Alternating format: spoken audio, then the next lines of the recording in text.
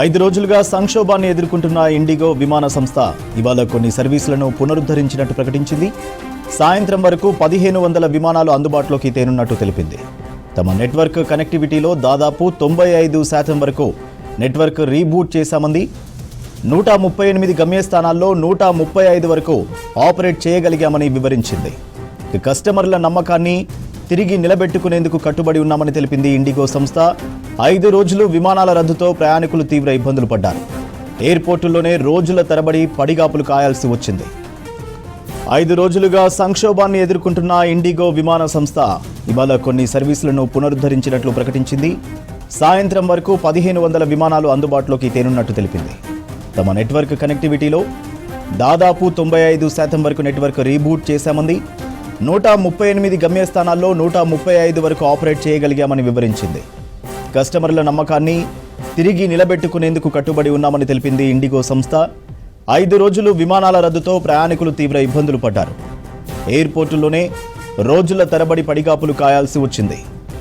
Details Anil live లో అందిస్తారు. Anil, IndiGo airlines ప్రకటనపై updates ఏంటి?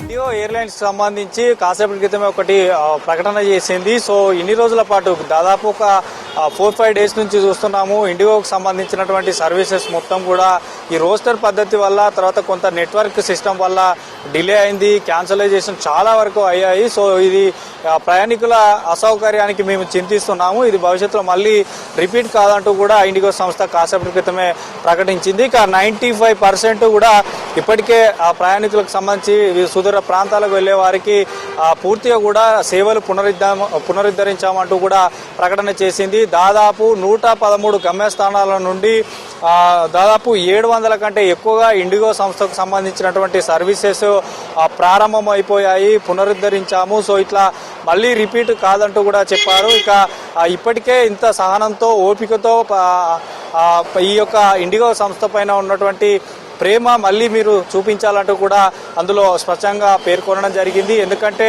భారతదేశంలో ఇండిగో సంస్థ సర్వీసెస్ చాలా ఎక్కువగా ఉంటుంది. 80% సేవలు ఎక్కువగా ప్రయాణికులు ఈ ఎయిర్లైన్స్లో ఇండిగో సంస్థయే ఎక్కువగా యూజ్ చేస్తుంటుంటారు.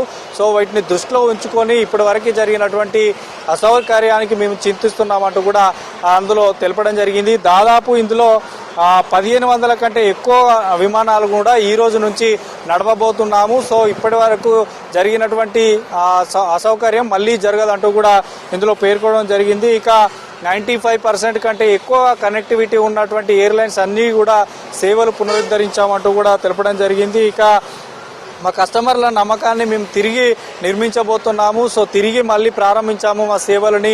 సో రోస్టర్ పద్ధతి కొంత టెక్నికల్ సమస్య, కొంత కనెక్టివిటీలో భాగంగా కొంత సమస్య ఏర్పడిందంటూ కూడా ఇందులో ఏర్పాటు చేయడం జరిగింది. ఇప్పుడు ఉన్నటువంటి జాబితాలో కొంత రీబూట్ చేయడం వల్ల ఇదంతా సమస్య తలెత్తింది అంటూ కూడా అందులో పేర్కొనడం జరిగింది. సో ఇండిగో సంస్థ ఇచ్చినటువంటి ఈ ప్రకటనలో మాత్రం పూర్తిగా కూడా మళ్ళీ రానున్న రోజుల్లో అన్నిటికంటే ముఖ్యంగా మా కస్టమర్లను ఉద్దేశించి అందులో ప్రకటన చేయడం జరిగింది. ఎందుకంటే వివిధ ప్రాంతాలకు ఇండిగో సంస్థ నుంచి కనెక్టివిటీ ఉంటుంది.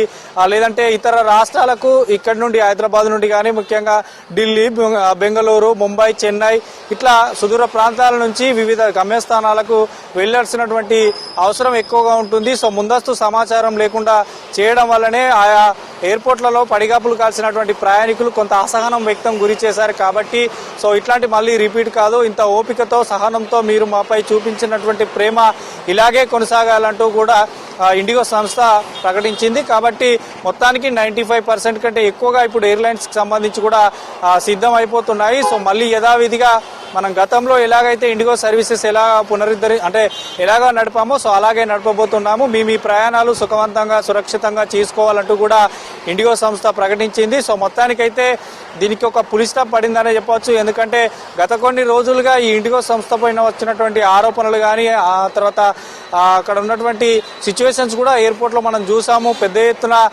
లగేజీలతో వెయిటింగ్ చేసినటువంటి పరిస్థితి, వెయిటింగ్ హాల్ నిండిపోయాయి. ఎయిర్పోర్ట్లో బయట కూడా చాలా వరకు ప్రయాణికులు వెయిట్ చేశారు. ట్విట్టర్, అటు ఎక్స్లో కూడా పోస్ట్ చేశారు. సో పెద్ద మొత్తంలో కొంత నెగిటివిటీ కూడా చేశారు కాబట్టి సో ఇండిగో సంస్థ మాత్రం క్లారిటీ ఇచ్చింది. సో ఇప్పటి నుంచి సేవలు అనేది ఇండిగో సేవలు అనేది నిరంతరాయంగా ఎప్పటికీ మీకు అందుబాటులో ఉంటాయి. మీకు ఎప్పటికీ కూడా ప్రయాణికులకు అందుబాటులో ఉంటాయి. 95% కంటే ఎక్కువ కూడా ఫ్లైట్లు నడపబోతున్నామంటూ కూడా కాసేపు క్రితమే ప్రకటన చేశారు. కాబట్టి సో చూడాలి మరి ఇండిగో సంస్థకు సంబంధించి ఈ రోజు నుంచి కూడా ప్రయాణికులు తమ గమ్యస్థానాలకు చేరే దిశగా కూడా ప్రయత్నం చేస్తుందంటూ కూడా ప్రకటన చేసింది సూర్య.